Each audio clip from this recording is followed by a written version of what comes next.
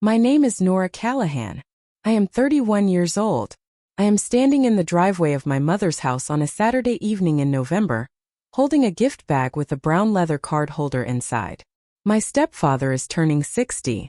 There are cars lining both sides of the road, bass thumping through the front windows, and the smell of grilled meat drifting from somewhere behind the shed. The shed where I used to sleep. I should go inside. I drove 45 minutes to be here. I bought a gift for a man who has never once asked me how my week was. I steamed my blouse. I put on earrings. I did everything you do when you are about to walk into a room full of people who have spent 22 years acting like you are part of the furniture rather than part of the family. What happened inside that house over the next 4 hours would unravel 2 decades of deception. And it started when a man I believed had walked out of my life stepped through the front door carrying a legal envelope. But I am getting ahead of myself. Before I take you inside, please take a moment to like and subscribe. Drop a comment and tell me where you are watching from and what time it is where you are. Your support means more than you know. Now let me take you back to 2004, the year my mother married Dennis Garner, and the last year I saw my father. I was 9 when everything shifted. We lived in a 2-bedroom rental just off Miller Road in Clarkton, Indiana. Small town. Gas station, pharmacy, Baptist church, not much else. My father, Cal Merritt, was a contractor. He built porches, decks, and the kind of custom shelving people special ordered from catalogs back then. He smelled like pine shavings and black coffee. Every afternoon at 3:20, his silver truck pulled into the school lot and he would wave from the window. He called me Chickadee. One Tuesday in March, I came home from school and my mother was sitting at the kitchen table with 2 suitcases near the door. She said, "Your father is gone. He does not want us anymore." I asked where he went. She said, "Away." I asked if he was coming back. She said, "No." I believed her. Why would I not? I was 9. 3 months later, a man named Dennis Garner showed up for dinner. He was 42. A logistics supervisor at a distribution center outside Indianapolis. He had an easy grin and a firm handshake and 2 daughters from a previous marriage. His first wife had left when Tara was 3.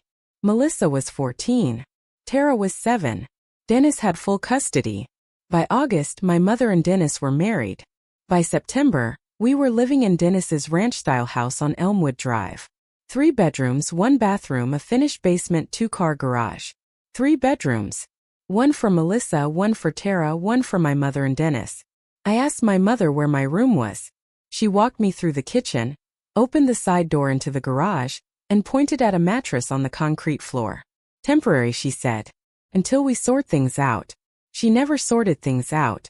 The garage had 1 bare bulb, a clamp lamp I grabbed from a discount bin, and a curtain my mother hung over the small window near the ceiling. No drywall. Just exposed framing and insulation wrapped in plastic sheeting. At night, the water heater clicked and hummed 6 feet from my head, and the pipes above me clanked every time someone flushed. The mattress was thin. Twin size, the kind that comes rolled in plastic. My mother put a fitted sheet on it and handed me a pillow from the linen closet. The pillow smelled like cedar. The mattress smelled like mildew by December. Melissa's room had lilac walls and a platform bed with a canopy. Tara's had a trundle bed and a little desk with a lamp shaped like a dragonfly. I knew because I walked past their doors every morning on the way to the kitchen.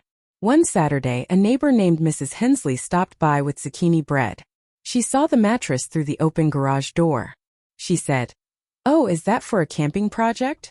My mother smiled and said, "Nora loves her independence. She has always been that way." Then she leaned closer, voice warm, like she was sharing an endearing parenting secret. Some kids would do anything for that kind of freedom. I was 9 years old. I did not want that kind of freedom. I did not choose it. I slept on a mattress on a concrete floor for 9 years because my mother decided I was the one who could manage without. That mattress stayed in the garage until the morning I left for university. After that, Dennis put his power tools there. Nobody brought it up again. They just filled the space the way you fill a gap, as if I had never occupied it. The first Thanksgiving in the new house, Sandra lined everyone up in front of the fireplace for a family photo. Dennis stood in the center. Melissa on his left, Tara on his right, my mother behind them, hands on Dennis's shoulders. I stepped forward. Melissa said, "There is not enough room." I looked at my mother. She looked at the camera. She said, "Nora, sweetheart, can you take the photo?" I took the photo. Then I took the Christmas photo. Then the Easter photo, the back-to-school photo, the 4th of July photo, the birthday photos. Year after year, I stood behind the camera and pressed the shutter, and watched the flash illuminate 4 faces that were never mine. The photos went up on the mantle. A row of matching frames. Brushed silver, then antique gold after Sandra redecorated. Dennis and the girls at the lake. Sandra and Melissa at some mother-daughter gala. Dennis holding Melissa's first baby. 12 years, more than 40 photos rotating through that mantle. I was not in a single one. I learned to stop looking. You can walk past something every day and eventually stop registering it. The way you stop hearing a radiator. But the mantle was always there. And I was always absent from it. One year, I must have been 13, I asked my mother why there were no pictures of me. She was folding towels. She did not look up. She said, "You are always the one behind the camera, love. You are the one capturing the memories." I remember standing there holding a stack of dishcloths, trying to figure out if that was a compliment or a verdict. I was 13. It took me another 18 years to understand it was neither. It was just an excuse. Senior year of high school. I was 17, sitting in the guidance office filling out scholarship applications. Mr. Benton, the counselor, asked if my parents had a college savings account. I said I would check.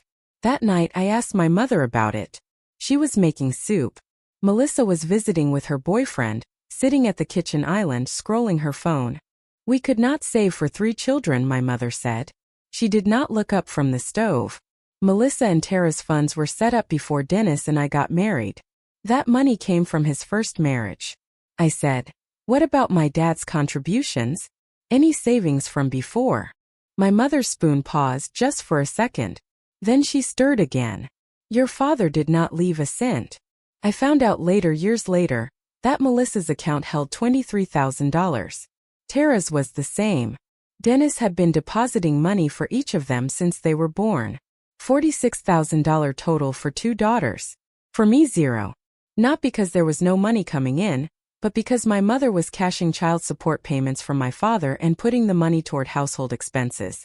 The household that included Melissa's dance lessons and Tara's sports equipment, and the family trip to the Outer Banks that I was told was too costly for all 5 of us. I earned a full academic scholarship to Indiana University. I did not ask for help again. When I walked across the stage at graduation, my mother was not in the audience. She was at Melissa's baby shower. The dates overlapped and Melissa's was scheduled first. Some choices tell you everything. The only reason I kept going back was Grandma Evelyn. My mother's mother lived in a retirement community 40 minutes east of Indianapolis. She was 78 when I started university, sharp as ever, and the only person in the family who called me on my birthday. Every Sunday at 4 she would phone. We would talk for 20 or 30 minutes. She asked about my courses. She asked about my friends. She never asked about the garage. Once during my sophomore year I brought up my father. I said, "Grandma, do you know where my dad ended up?" The line went quiet. I could hear her breathing. Then she said, "Some things are better left undisturbed, sweetheart. Your mama had her reasons." I pressed. "What reasons?" "The kind that makes sense to the person who made the choice and nobody else." A pause. "Just promise me you will not give up on her." Promised. I kept that promise for 10 more years. Grandma Evelyn passed away 3 years ago. Stroke. Quick, they said. She was 87. I drove to the service alone. My mother wept. Melissa held her hand. Tara stood near the back. I sat in the 3rd row and thought about every Sunday phone call, every question Grandma Evelyn asked me, and the one question she never answered. After the funeral I visited less. Holiday trips dropped from every occasion to just Thanksgiving and Christmas. Then just Christmas. Nobody noticed, or if they did, nobody said anything. Grandma Evelyn had been my anchor. When she was gone, the rope went loose and I began to drift. Not bitterly, not dramatically, just quietly. The way a boat moves when nobody ties it to the dock. You do not even feel it until the shore is very far behind you. By 30 I had built a life with clean edges. I passed the CPA exam on the first attempt. I worked as a staff accountant at a firm called Hargrove and Ellis. 7 employees, mostly independent business clients, nothing flashy. My supervisor Janet once called me the most dependable person in this office, including the filing system. I took that as a compliment. My apartment was a one-bedroom on the 3rd floor of a brick walk-up in Greenfield, 45 minutes from my mother's house. I had a second-hand couch, 2 plants I kept alive out of sheer stubbornness, and a shelf of books organized by spine color because it settled my mind. I paid my rent on time. I changed my oil every 5,000 miles. I did not have a cat because the lease prohibited it. I followed the lease. I still went home for the holidays. When I did, I washed the dishes. I hauled the folding chairs up from the basement. I helped Tara wrap gifts. I did not sit at the main table because there were never enough chairs, and I was the one who always offered to eat at the counter. Melissa got married at 28, 2 children by 33. My mother was a devoted grandmother, posting photos online 3 times a week. My babies with little heart symbols. The photos showed 4 generations. Sandra, Melissa, Melissa's son Theo, and baby June. For generations on the mantle. Still no Nora. I did not need their validation. I had not needed it since the morning I dragged my own bag onto a Greyhound bus to Indianapolis at 18 with a scholarship letter and $51 in my account. But some evenings scrolling through those photos I needed a minute. Just 1 minute. Then I closed the app and went to bed. My phone rang on a Wednesday. My mother's name on the screen. She almost never called. Your stepfather is turning 60. We are having a party this Saturday. Be here by 5. No, how are you? No, we would love to see you. No, please. Just the information and the expectation. I said okay. She said bring something nice. Melissa is handling the cake, so do not bring food. Then she hung up. I sat on my couch for a while after that. I thought about not going. The kind of serious thinking where you weigh the consequences and the consequences weigh nothing. Nobody would miss me. Nobody would call. Nobody would ask where Nora was. Because nobody had asked that in 22 years. But I went to the mall Thursday after work and bought a slim leather card case. Dark cognac, bifold, $68. I did not know what Dennis liked. In 22 years of living under his roof and visiting his house, I had never once had a real conversation with the man. He said, "Hey kiddo," when I arrived and "drive safe" when I left. That was the entire relationship. On Saturday I steamed my blouse. I put on the small pearl earrings Grandma Evelyn gave me for my 21st birthday. I wrapped the card case in cream tissue paper and placed it in a gift bag. Tara texted me a screenshot of Melissa's group message, the one I was not included in. Mom is planning the big 60. Caterer confirmed, DJ confirmed, 50+ people coming. Tara added, just a heads up, big crowd. She was always like that. Not bold enough to stand up for me, but decent enough to warn me what I was walking into. I drove the 45 minutes. I parked on the street and stood in the driveway holding the gift bag, staring at the garage door. The front door was open. Music from a speaker in the living room. Classic rock. Dennis's favorites. I could see people through the screen door. 30 or so guests spread between the living room, kitchen, and back patio. Neighbors I half recognized. Men in button-downs holding bottles. Women in blazers laughing near the dessert table. Melissa's kids weaving between legs. I walked in. Nobody turned. I placed the gift bag on the hallway table next to a stack of others and moved through the living room toward the kitchen. I filled a plastic cup with water from the tap and leaned against the counter. My mother was in the center of the room. Glowing. Black dress, gold earrings, hair freshly done. She moved from group to group, touching arms, laughing. She introduced Melissa to a couple near the sliding door. "This is my Melissa, and these are my grandchildren, Theo and June." Melissa beamed. She did not introduce me. She did not look at me. Dennis spotted me from across the room. He lifted his chin, the universal signal for "I acknowledge your presence but have nothing further to add."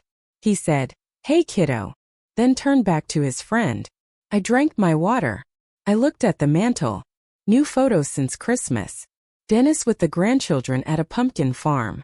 Sandra and Melissa at some brunch. Matching corsages. A framed print from the family trip to Savannah last summer. For plane tickets. For people. Zero Nora. Mrs. Hensley, the neighbor from years back, appeared beside me. She was in her mid-70s now. She patted my arm. So good to see you, dear. She glanced at the mantel, then at me. She did not say anything else. She did not need to. I was 35 people deep in a living room and I was the only one standing alone. At 6:45, Sandra tapped a fork against her wine glass. The room settled. She stood beside Dennis, one hand on his arm, and smiled the way she always smiled. Wide, practiced, the kind of smile that covers everything underneath it like fresh plaster over a crack. I want to thank the man who gave me a beautiful family, she said. She spoke about 22 years of marriage. She spoke about the house, the holidays, the road trips. She talked about Melissa, our anchor, our firstborn in every way that matters. She talked about Tara, our free spirit who keeps us laughing. She talked about the grandchildren. She talked about Dennis's work ethic, his patience, his loyalty. She did not mention me. Not once. Not my name, not even a passing reference to everyone gathered here. I was not edited out. I was never written in. The guests applauded. Dennis kissed her cheek. Melissa wiped a tear. Tara looked at the floor. I stood in the kitchen with my plastic cup. A few people glanced my way. The quick, guilty kind of glance that says I noticed and I wish I had not. Mrs. Hensley was watching me from the sofa. She was not clapping. I set the cup on the counter. I told myself you knew this would happen. You drove 45 minutes. You steamed your blouse. You bought the gift. And you still came. I told myself it did not matter. I told myself that I had long since stopped expecting anything from this family they were not willing to give. But standing in that kitchen listening to my mother describe a family that did not include me to a room full of people who knew I was right there. That one was different. That one stayed. 20 minutes later, the catering team needed more serving platters. My mother found me in the kitchen. The first time she had spoken to me since I arrived. Nora, run down to the garage and grab the silver trays from the top shelf on the left. You know your way around down there. She said it the way you ask someone to grab a napkin. As if down there was simply a room in a house and not the place where her daughter slept on concrete for 9 years. I opened the door to the garage. The smell hit first. Motor oil, old cardboard, cold cement. The exact same smell. 22 years and the same smell. The garage had changed. Dennis's workbench ran along one wall. Stacked bins of holiday decorations along another. A bicycle with a flat tire. His golf bag in the corner. The corner where my mattress used to be. I stood in that corner for a moment. The floor had scuff marks. My scuff marks from dragging the mattress in and out to sweep underneath it.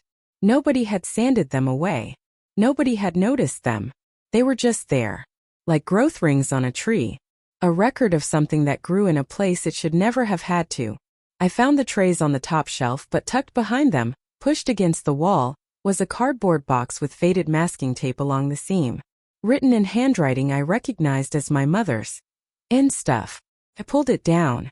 Inside were drawings I made in 3rd grade, report cards, a participation ribbon from a spelling bee, and at the bottom a baseball cap. Navy blue with a Cincinnati Reds patch on the front. My father's cap. The one he wore when he picked me up from school. I held it. The brim was soft, almost broken in. It smelled like nothing anymore. Beneath the cap there was something else.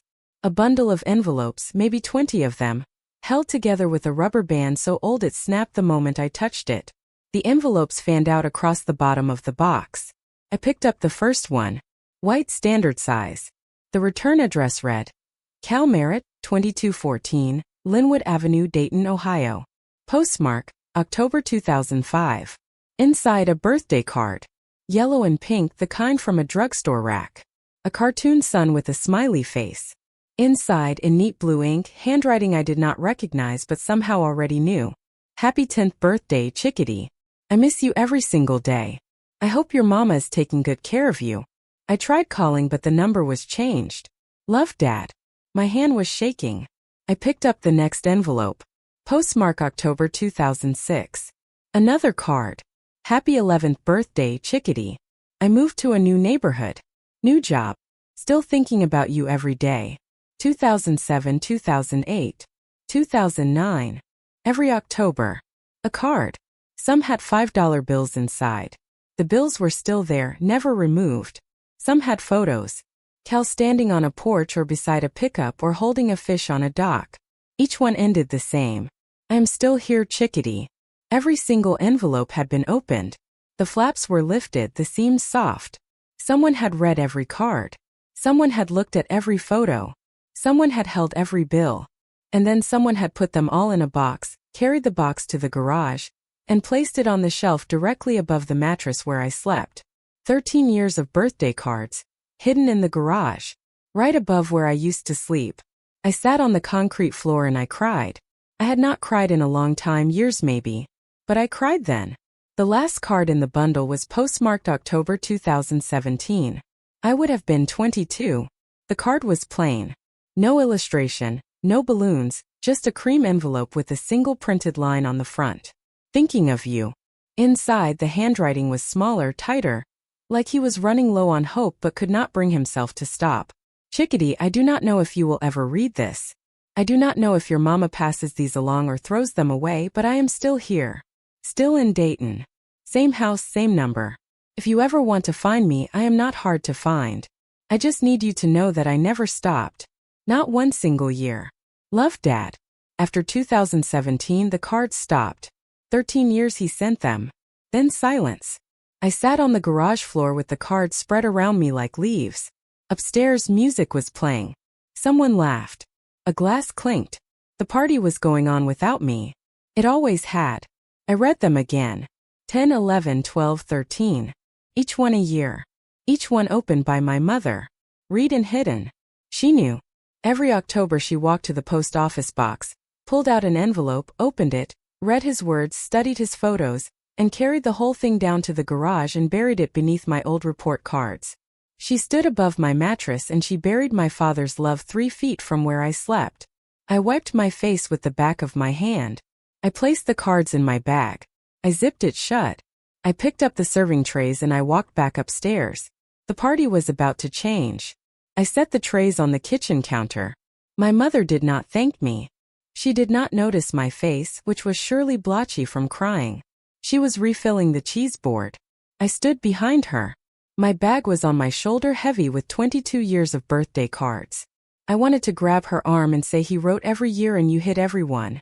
I wanted to spread the cards across the counter next to the crackers and the fruit and watch her explain it to 30 guests. But I did not get the chance because the doorbell rang. Sandra looked up. Who is that? Everyone is already here. She wiped her hands on a dish towel and walked to the front door. I stayed in the kitchen. I could see the entryway through the dining room, past the hallway table where my gift bag sat unopened. She opened the door and everything stopped.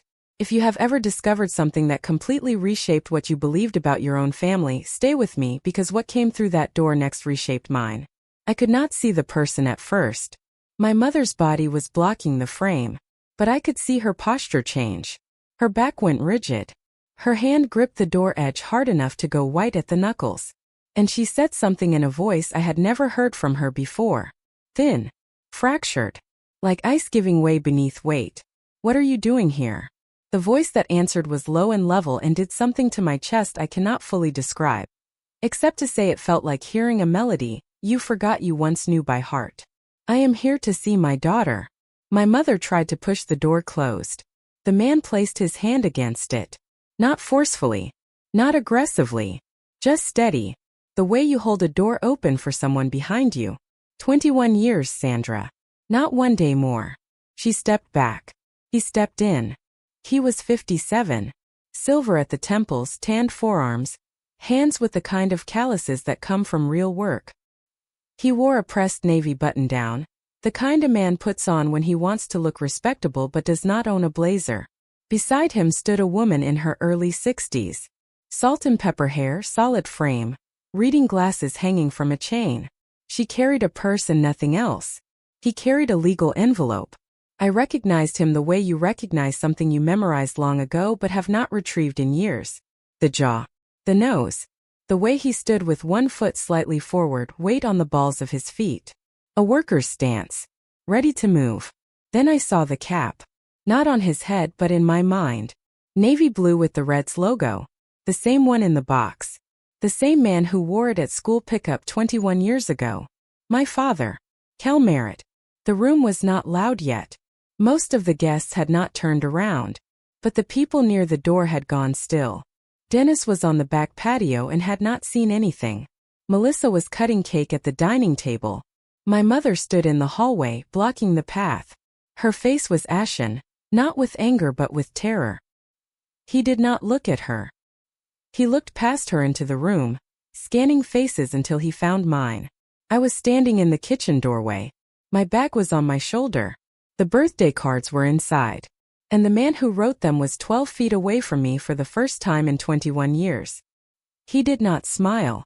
His chin trembled. He pressed his lips together and nodded once. Slow. I nodded back. He had found me. Or I had found him.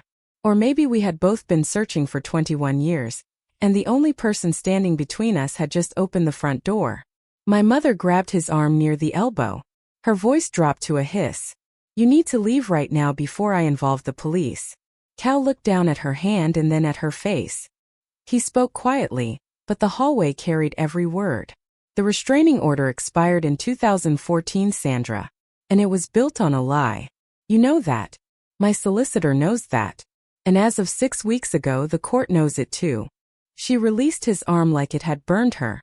Dennis appeared from the patio, sliding the screen shut behind him. He walked toward the hallway. What is happening? Who is this? Dennis had never met Cal. My mother had made certain of that. In 22 years of marriage, she had never shown Dennis a photograph, never spoken his name, never allowed for the possibility that her first husband existed as anything other than a ghost she had put to rest. Nobody, my mother said. An old mistake. I stepped out of the kitchen doorway. 35 people were watching now. The music was still playing but no one was listening. His name is Cal Merritt, I said. He is my father. The room pulled in a single breath. Not a gasp. Quieter than that. The kind of inhale that happens when everyone realizes at once that they are not going to leave. Melissa set down the cake knife. Your father. Mom said he was. She stopped herself. She looked at Sandra. She looked at Cal. She looked at me. My mother raised both hands. Everyone, please. This is private. Let us step into another room. Mrs. Hensley sat down on the sofa, adjusted her glasses, and folded her hands in her lap. She was not going anywhere. Nobody was. The party was over. What came next was something else entirely. Cal spoke to me. Not to the room. Not to Sandra. To me. Nora. I did not leave. I did not sign anything away. I did not choose to go. He paused. Your mother filed for an emergency protective order in June of 2004. She told the court I had made physical threats against you. She claimed I had a weapon in the house. He opened the legal envelope, pulled out a document, a photocopy folded down the center. He held it up so I could see the header. Marion County Family Court. Emergency Protective Order. Petitioner. Sandra Merritt. Respondent. Cal Merritt. Page 2, he said. Paragraph 3. Her sworn statement says I displayed a weapon in front of the minor child on May 17, 2004. He looked at me. You were at school that day. 4th grade. Mrs. Larkin's class. I have your attendance record right here. He pulled out another page. School letterhead. Attendance log. May 17th present. I never raised a hand, he said. Not to your mother, not to you, not to anyone. Ask any neighbor in Clarkton. Ask anyone in Dayton. The woman beside him, Bev, I would learn later, his older sister, nodded once. I was around the whole time. There was never any violence. Not ever. My mother's voice came out strangled. That is not accurate. He was drinking. He was not stable. Cal still calm. I stopped drinking in 2002, Sandra. 2 years before the separation. My sponsor's written statement is in the folder if anyone would like to see it. He did not raise his voice. He did not need to. Dennis had moved to stand behind Sandra. His face had gone from confused to gray. The kind of gray that arrives when numbers start adding up in ways that do not balance. He was beginning to understand. Cal turned to the next section of the folder. Copies of certified checks. Rows of them. Photocopied front and back, sorted by year. $450 monthly, he said. From September 2004 through December 2017. 13 years. $70,000 total, sent payable to Marion County Family Court. mailed to a post office box listed in the custody agreement every single month, on time for 13 years. He placed one of the copies on the hallway table. My solicitor traced the box. It is registered to Sandra Garner, your mother. Nobody spoke. That money was meant for you, Nora. For your food, your clothes, your school supplies, for your life. He paused. I sent it because I could not be there. It was the only thing they allowed me to do. My mother said the money went toward household costs. I spoke for the first time since Cal had entered the house. My voice was steady, but it did not feel steady. You told me he never paid a single thing. The room was so quiet I could hear the ice melting in someone's glass. You stood in that kitchen when I was 17 years old and told me my father left nothing behind. And the entire time you had $70,000 of his money. Sandra opened her mouth. Nothing came out. Dennis stepped forward. 70,000. His voice cracked. Where did it go, Sandra? Melissa from the dining room. Mom, is that true? My mother looked around the room. At the guests, the neighbors, the people from her church group, the people who had believed her version of everything for 22 years. Her eyes were wet but calculating. She was searching for a way through. There was none. I reached into my bag. My hands were shaking but my voice was not. I found these in the garage 20 minutes ago. I placed the bundle on the hallway table beside the legal envelope. The envelopes fanned out. Yellowed. Wrinkled. Postmarked 2005 through 2017. Birthday cards, I said. One every October. All opened. All hidden in a box labeled "N" stuff on the top shelf above the spot where I slept. Cal looked at the bundle. His jaw tightened. His eyes filled but he did not look away. When he spoke, his voice broke on the second word. I sent one every year. She never sent them back. Then he paused. He looked at the envelopes again. Except she did not return them to me. She kept them down there. I said they were under my old school records in the garage where I slept. She put them 3 feet from my head and never said a word. Mrs. Hensley stood up from the sofa. Her hand rose to her mouth. She shook her head slowly, eyes fixed on Sandra. Tara was near the sliding door. She was crying. Silent, steady tears she did not wipe away. She looked at me like she was seeing me for the first time. Dennis sat down in the armchair. He put his head in his hands. Melissa was still standing by the cake. Her face was blank. Processing. My mother backed against the wall. You do not understand. I was trying to protect her. From what? I said. My voice was quiet. Not angry. Just clear. Birthday cards. 3 kinds of evidence. Court documents proving the deception. Canceled checks proving the money. And a bundle of birthday cards proving the love that was stolen. All on one table. All undeniable. Sandra shifted. I had watched her do it 100 times. The pivot from authority to victim, smooth as a key change. The tears arrived. Her voice softened. Her shoulders curved inward. I was on my own. I was frightened. He was going to take you away from me. The room softened slightly. A few people shifted. One of the church women looked at the floor. The story was familiar. A mother protecting her child. People wanted to believe it because the alternative was too difficult. But I had lived in the garage. I knew exactly what the alternative looked like. You were not on your own, I said. You had Dennis. You had this house. You had 2 other daughters. You had $70,000 of child support. And you were so afraid of losing me that you put me on a mattress in the garage and took my name off the mantle.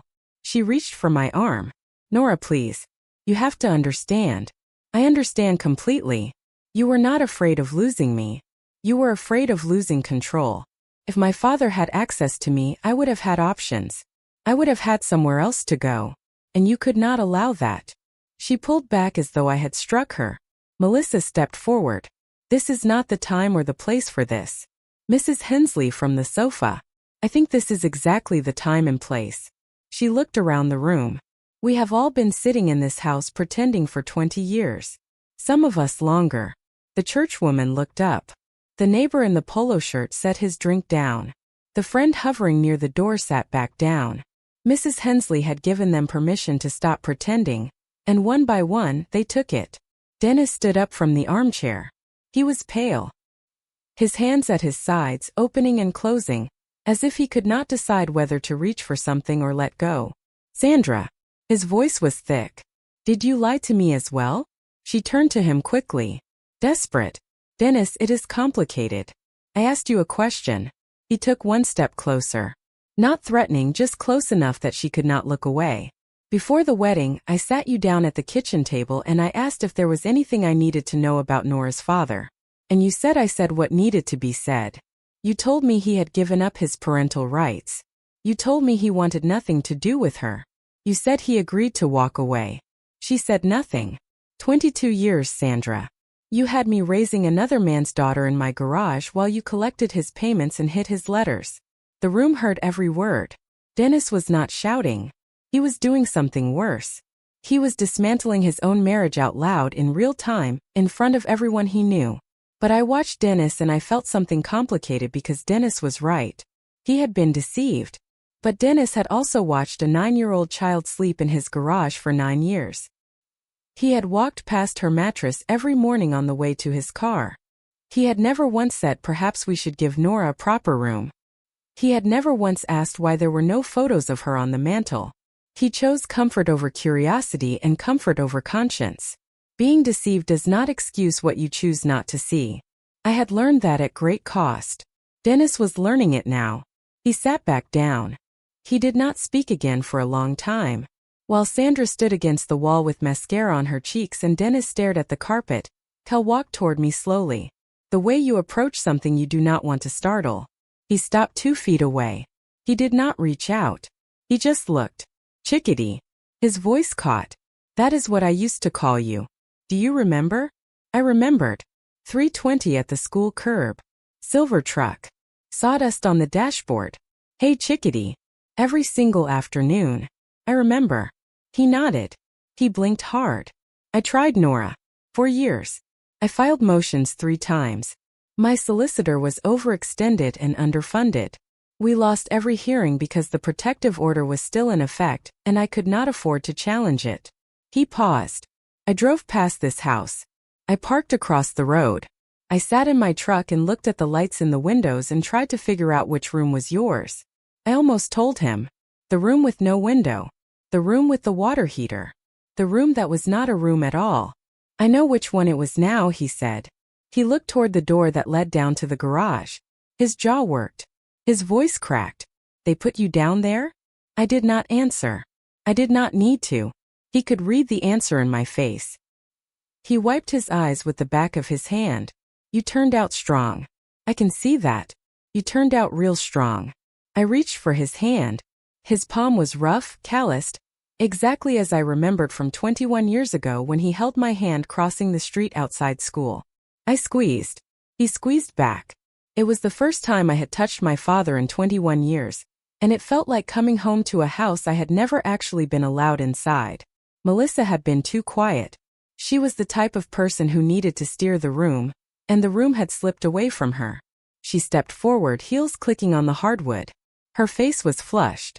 Her voice tight. This is completely out of order. You cannot just show up at a birthday party and blow everything apart. Cal looked at her calmly. I did not blow anything apart. I brought the truth. What your family chose to do with it for 22 years is not on me. Melissa turned to me. You arranged this. You invited him here.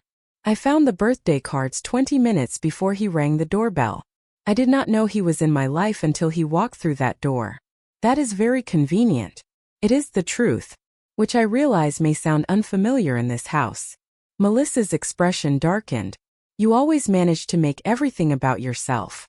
The garage, the photos, the tuition fund. Poor Nora. Poor little victim. I never said a word about any of it. Not once in 22 years. And she knew it. She knew it because I had never complained. Never cried at dinner. Never demanded fairness or made a scene. I had been invisible and I had been invisible quietly. And that silence was what Melissa counted on because as long as I stayed quiet, nobody had to look at what they were doing. If you have ever been blamed for reacting to something that was done to you, if someone has ever called you selfish for finally speaking after years of silence, you know exactly how I felt in that moment. Hit subscribe and stay with me. Melissa opened her mouth to say more, but before she could, Tara spoke. Melissa, stop. Tara was near the sliding door, arms crossed, eyes red. She had been crying the whole time, but now she was not crying. Now she was looking at her sister with something I had never seen on her face before. Resolve. Melissa. Stay out of it. No. Tara took a step forward. I am 29 years old and I have been staying out of it my entire life. That is the problem. She looked at me. Her voice was unsteady but clear. Nora, do you remember when you first moved in? You were 9. I was 7. We were supposed to be sisters. She swallowed hard. I asked Mom why you could not share my room. She said you preferred the garage. She said you liked having your own space. Tara looked at Sandra. You were 9 years old. No 9-year-old prefers a garage over a bedroom. My mother said, Tara, that is not what I knew something was wrong. I always knew. When you ate at the counter while we sat at the table. When you slept downstairs while I had a trundle bed and a dragonfly lamp. When your name was not in the Christmas card. I knew. She wiped her face. I should have said something. 10 years ago, 15 years ago. I was a child and then I was a coward and now I am just late. She looked at me. I am sorry, Nora. The room exhaled. Not literally. But something shifted. Tara was not blameless. She had benefited from the same arrangement that diminished me. But she was the first person in that family to say out loud what everyone had always known. Sometimes the bravest thing is not fighting. It is admitting that you should have fought sooner. My mother slid down the wall. Not dramatically. Just slowly. As if her legs had simply forgotten how to hold her. She sat on the floor in her black dress. Mascara streaked. Gold earrings catching the light. I did it because I was terrified of losing you, she said. Her voice was barely above a whisper. When your father and I split, I was 29 years old with no degree, no job, no savings. I panicked. I thought if he got any access, he would take you and I would have nothing. For 1 second, one brief and sharp second, I saw her. Not the woman who hid the cards. Not the woman who cashed the checks. Just a 29-year-old mother sitting in a courtroom terrified of being alone. I almost softened. Almost. But then I remembered the mattress. The mantle. The scholarship applications I filled out alone. The graduation she missed. The $70,000 that funded Melissa's tuition and Tara's sports equipment and a beach holiday I was told was too expensive for 5.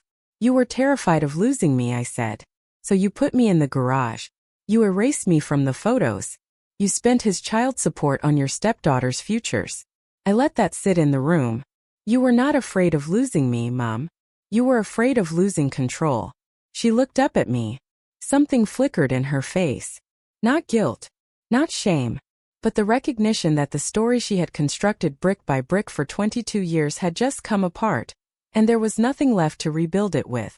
You told people I had my own space, that some kids would love that kind of independence. I held her gaze. I was 9.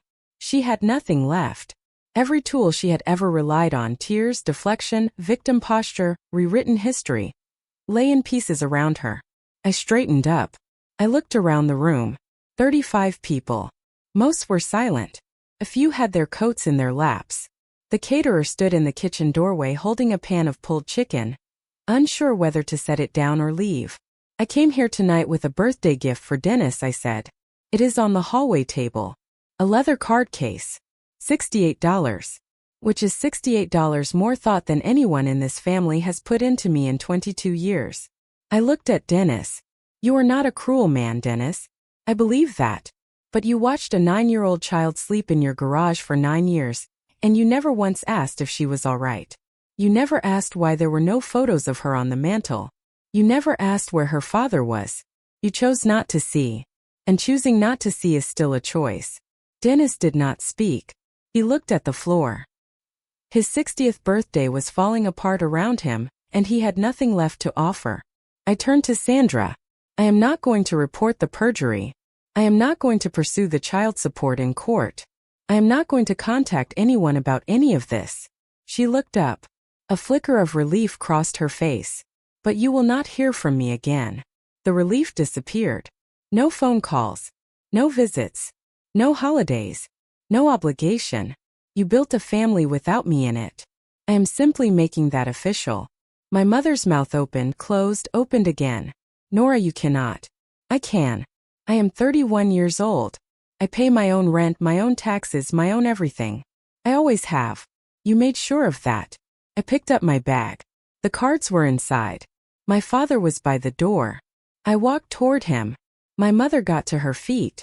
She reached for me not with her hands but with her voice, which could be just as forceful. You cannot do this to me after everything I gave up for this family. I turned. What did you give up? I gave up my life for us. You gave up my father. You gave up my childhood. You kept the money. You put me on the floor. And you hung photos of everyone else on the wall. That is not sacrifice. That is selection. Sandra began to cry out. Not words at first. Just sound. The kind that comes when every wall you have ever built comes down at once.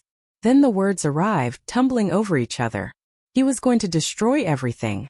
I had to protect what we had. You do not understand what he was like. He would have taken you from me.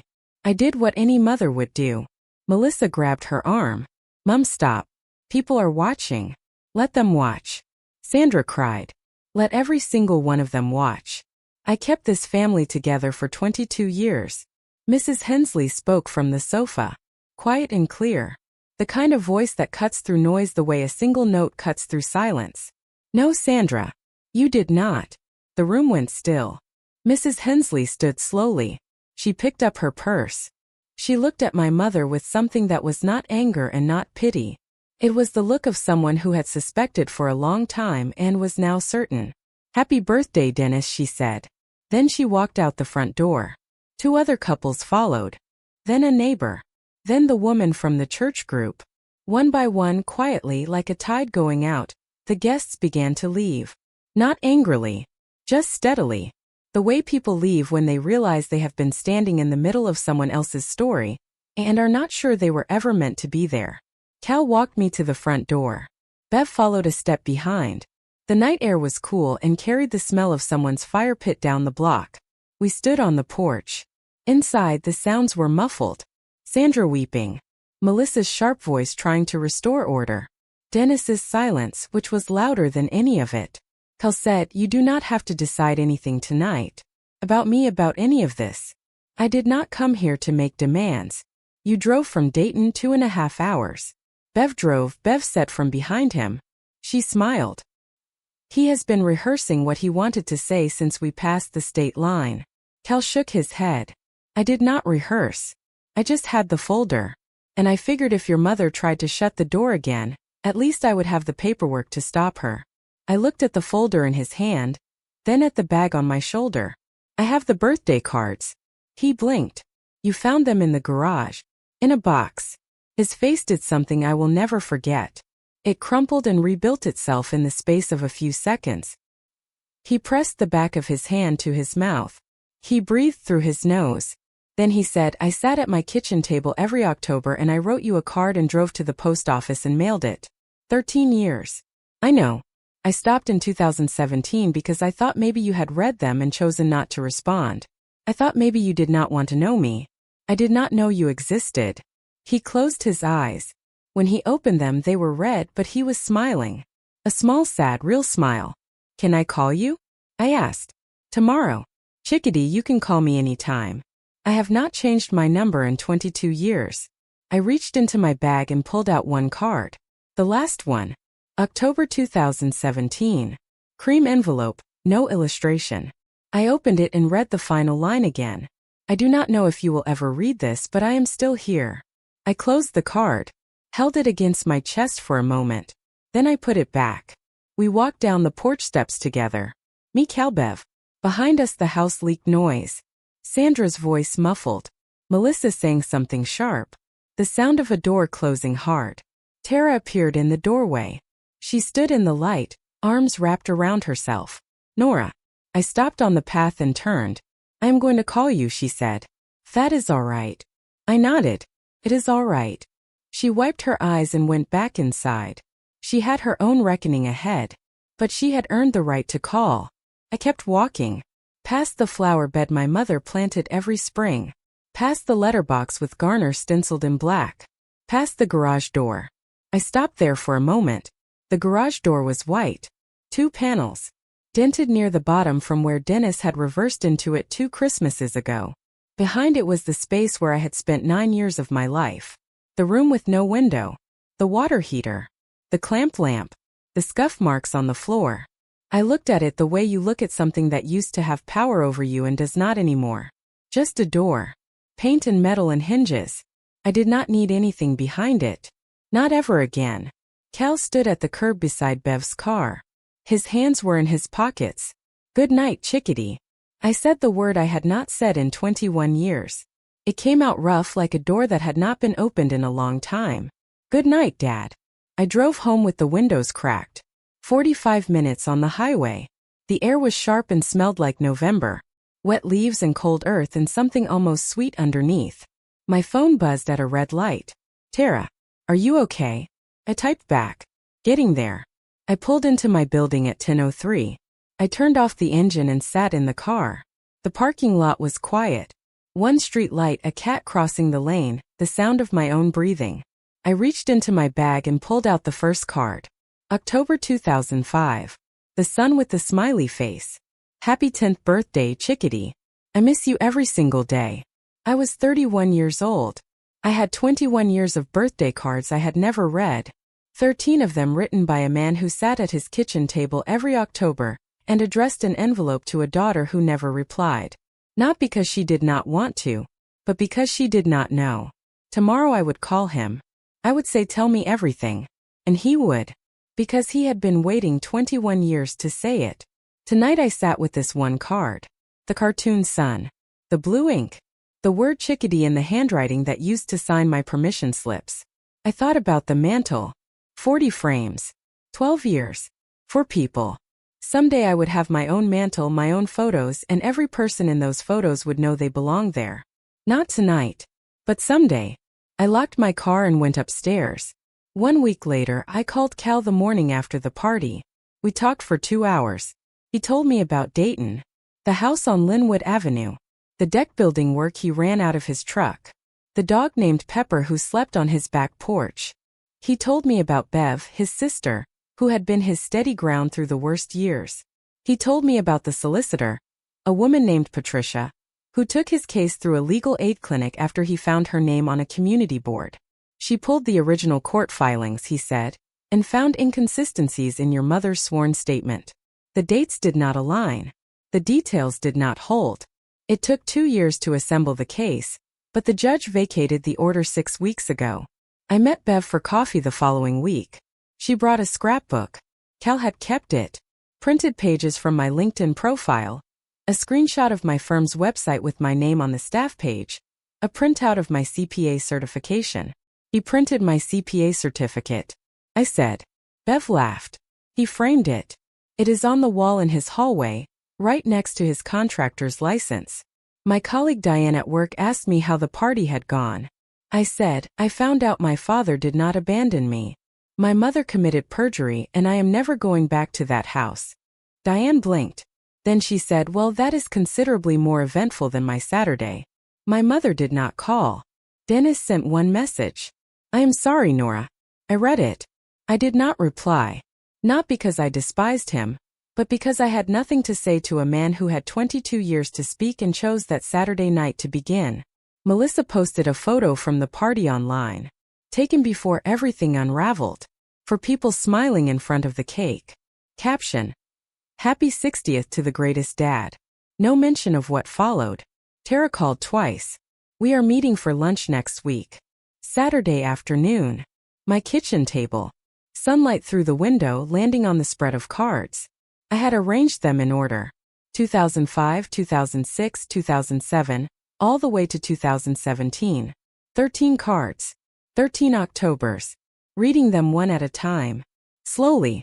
The way you eat something you have been hungry for your entire life. Age 10. I miss you every day. Age 12. I drove past the school today. They painted the building. I bet you have new teachers by now. Age 15. Bev says I should stop sending these. I told her I would stop when you asked me to. You never asked me to. Each one a small window into a life running parallel to mine. Both of us in the same state. Both of us wondering. Both of us separated by a lie and a post office box and a woman who decided that love was something she could intercept like post. Some people will rewrite your entire history to preserve the version of themselves they need you to believe. But the truth does not expire. Simply waits. I picked up my phone and dialed Cal's number. He answered on the second ring. The way someone answers when they have been keeping the phone close just in case. Hey Dad. What are you doing Saturday? Not much. Why? I was thinking maybe we could get lunch. A pause. The kind of pause where someone is smiling but does not want you to hear it yet. I know a place. Best Pie in Dayton. I smiled. A real one. The first one in a long time. I like pie. That is my story. 22 years of silence, one box in a garage, and a father who never stopped sending birthday cards. If this story reminded you to reach out to someone you have lost touch with, take that as your sign. Do it today. And if you know someone who needs to hear this, please share it with them. Thank you for being here. Drop a comment, hit subscribe, and I will see you in the next one.